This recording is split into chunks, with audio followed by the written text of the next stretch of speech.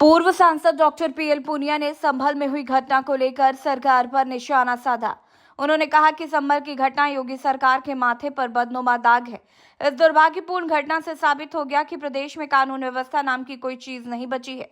साथ ही प्रदेश सरकार आम जनता विशेषकर कमजोर वर्गों की सुरक्षा करने में पूरी तरह विफल साबित हुई है। इस सरकार में बैठे लोगों ने इस घटना को अंजाम देने का काम किया है। जब एक बार सर्वे हो चुका था तो दोबारा सर्वे की क्या जरूरत थी। बीते लोकसभा के चुनाव में राहुल गांधी की अगुवाई में जिस इंडिया गठबंधन की विजय मुहिम की शुरुआत हुई थी, उससे भाजपा को एहसास हो गया कि अब उसका खेल खत्म हुआ है। इसलिए संभल जैसी सुनियोजित घटना को अंजाम भाजपा के लोग दे रहे हैं।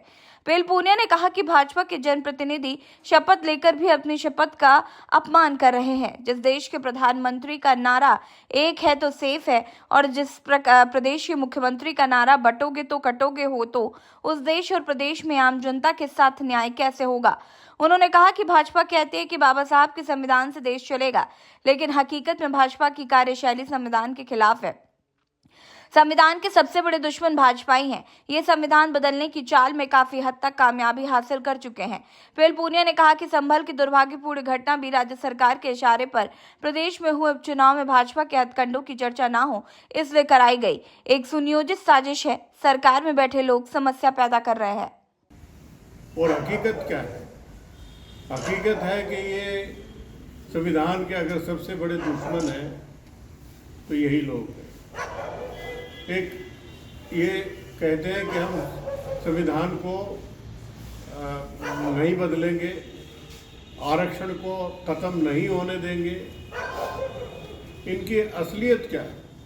मेरा तो मानना है कि जो इन्होंने कहा कि संविधान को हम बदलना चाहते हैं, संविधान को ये बदल चुके हैं।